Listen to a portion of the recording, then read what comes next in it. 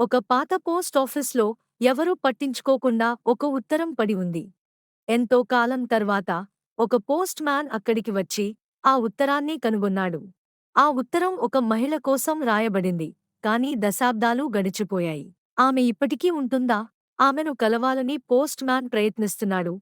ఊరిలో ప్రతి ఒక్కరినీ అడిగాడు. చివరికి అతను ఓ చిన్న ఇంటికి చేరాడు. అక్కడ ఒంటరిగా జీవిస్తున్న ఒక వృద్ధ మహిళను చూశాడు. ఆమె చేతిలో ఉత్తరం చేరినప్పుడు ఆమె చేతులు వణికాయి.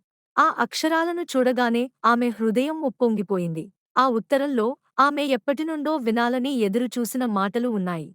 అది ఆమె జీవితాంతం ఎదురుచూసిన వ్యక్తి రాసిన ఉత్తరం, కాని అది అప్పట్లో ఆమెకు అందలేదు.